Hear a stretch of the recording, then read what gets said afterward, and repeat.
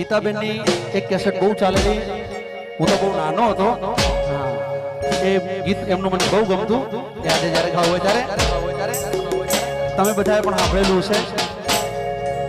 ઓ સોકડી share ઓમ મળ્યા પરણાજી, સોકડી share ઓમ મળ્યા પરણાજી, મોઢેરામાં તને મરડો પરણાજી.